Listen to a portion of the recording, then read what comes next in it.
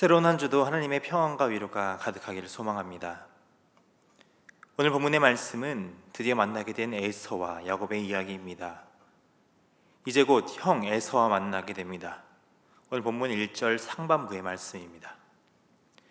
야곱이 눈을 들어보니 에서가 400명의 장정을 거느리고 오고 있는지라.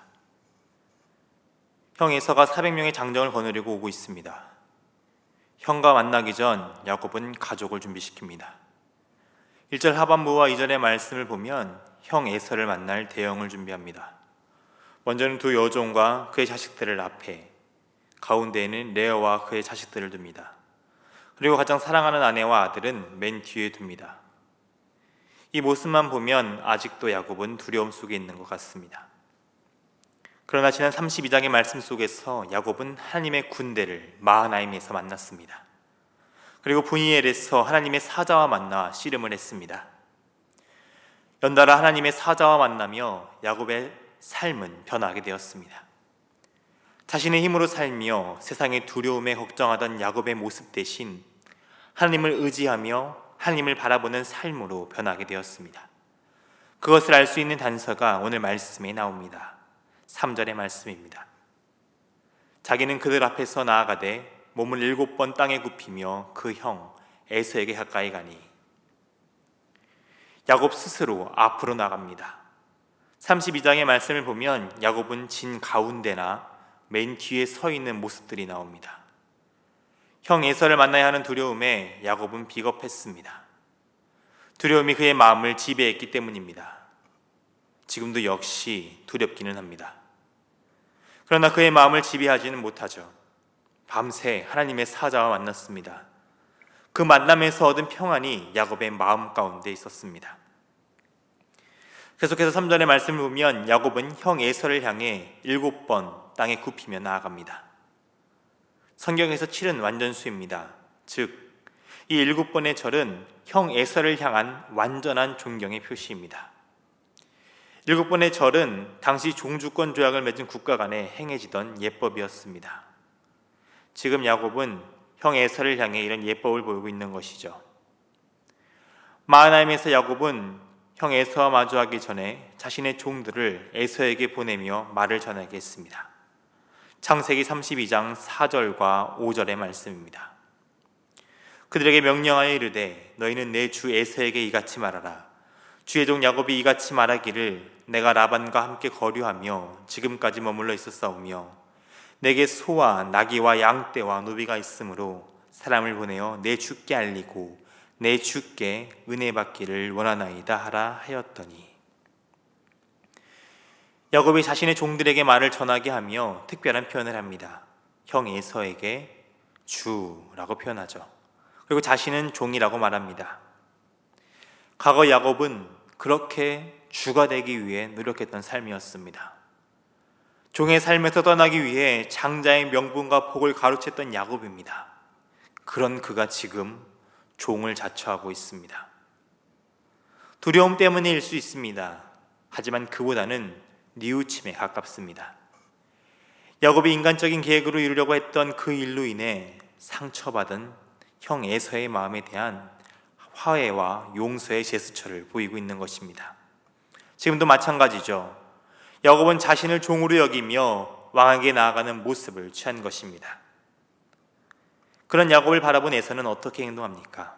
4절의 말씀입니다. 에서가 달려와서 그를 맞이하여 안고 목을 어금 맞추어 그와 입 맞추고 서로 우니라. 종주국의 왕은 가만히 앉아서 7번의 절을 받습니다. 그런데 에서는 달려나오고 있죠. 야곱이 상상해왔던 살기등등한 형이 아니었습니다.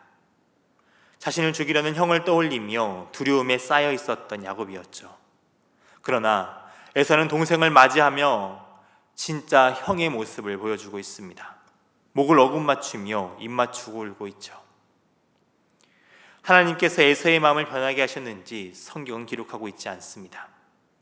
그러나 야곱이 기대했던 형의 모습이 아닌 동생을 걱정하는 형의 모습을 보아서는 하나님께서 함께 하셨다는 것을 알 수 있습니다.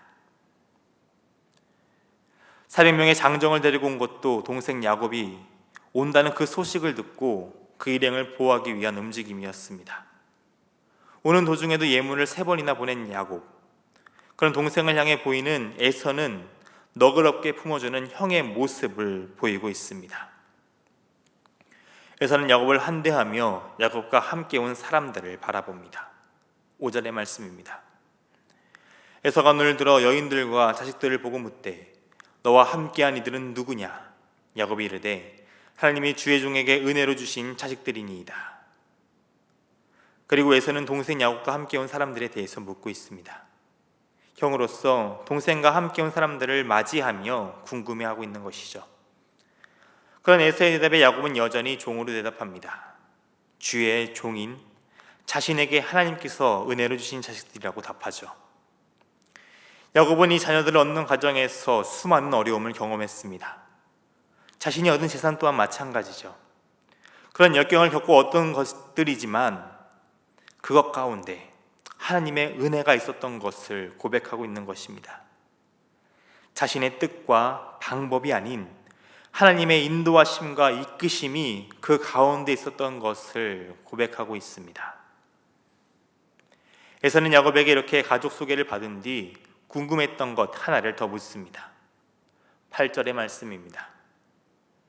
에서가 또 이르되 내가 만난 바 이 모든 때는 무슨 까닭이냐? 야곱이 이르되 내 주께 은혜를 입으려 함이니이다. 야곱을 만나기 전에 받은 3번의 예물에 대해서 묻습니다. 그에 대해 이번에 야곱은 형 에서의 은혜를 구합니다. 과거 야곱은 형의 것을 빼앗기 위해 갖은 수단을 다 사용했습니다. 그렇게 장자의 명분을 빼앗았고 장자의 복을 빼앗았습니다. 그렇게 해서 얻은 것들이죠. 그런데 지금 그것들을 형에게 돌리고 있습니다. 과거 자기의 모습을 회개하며 형에게 용서와 자비를 구하고 있는 것이죠. 그런 야곱에게 에서는 괜찮다고 이야기합니다. 과거의 일을 묻지 않습니다. 은혜를 베풀며 지금 자신이 가지고 있는 것으로 충분하다고 이야기합니다. 야곱은 다시 씨름을 합니다. 야곱은 주고 싶어하고 에서는 야곱을 배려하며 자신의 것이 충분하다고 합니다. 앞선 브니엘의 모습이 재현되는 것 같습니다. 10절의 말씀입니다. 야곱이 이르되 그렇지 아니하니이다. 내가 형님의 눈앞에서 은혜를 입었사오면 청하건대 내 손에서 이 예물을 받으소서. 내가 형님의 얼굴을 배운즉 하나님의 얼굴을 뵌 것 같사오며 형님도 나를 기뻐하심이니이다. 이미 야곱은 에서의 은혜를 받았다고 고백합니다. 그러니 그 감사의 의미로 이 예물을 받기를 원하고 있죠. 에서는 아무런 조건 없이 야곱을 용서했습니다. 그 은혜를 경험한 야곱은 에서의 얼굴을 보며 하나님의 얼굴을 뵌 것 같다고 이야기합니다. 하나님의 주권을 경험한 야곱은 지금 이 상황 역시 하나님께서 이끄시는 것임을 믿었습니다. 그래서 11절을 보면 예물을 강건하여 받게 합니다.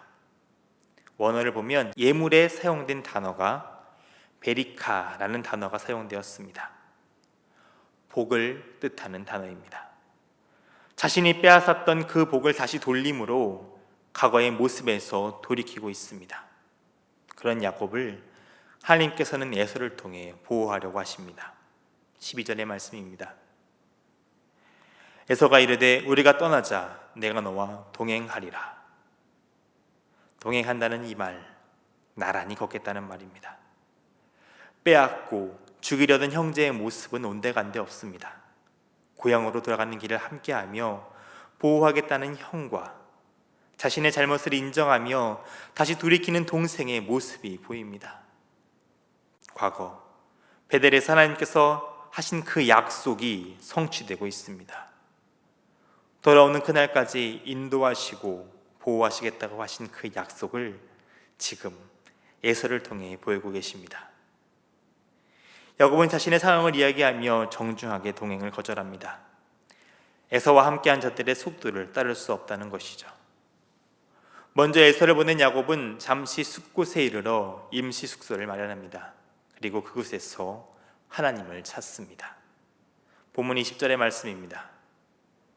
거기에 제단을 쌓고 그 이름을 엘엘로헤 이스라엘이라 불렀더라. 엘엘로헤 이스라엘, 하나님, 이스라엘의 하나님이라고 부릅니다. 다시 말해 나의 하나님, 하나님 이렇게 부르고 있는 것이죠.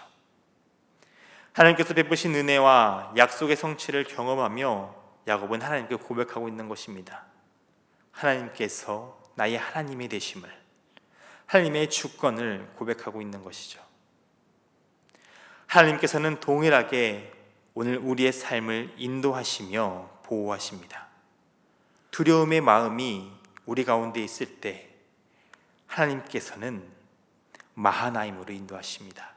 그리고 분이엘로 인도하시죠. 우리와 함께 하시는 하나님을 만나게 하십니다.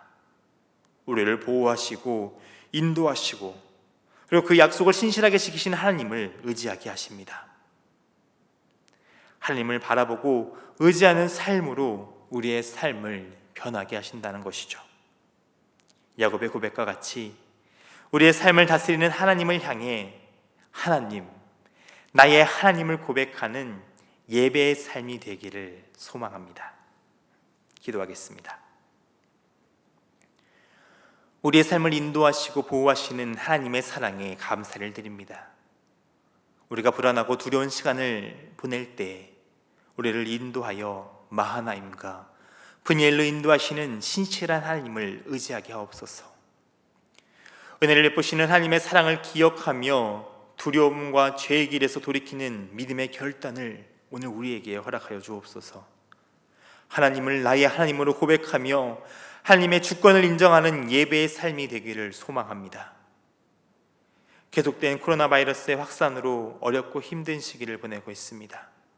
세상의 두려움이 우리를 뒤엎으려고 할 때 우리를 보호하시는 하나님을 의지함으로 이 상황을 극복하고 이겨낼 수 있게 하여 주옵소서.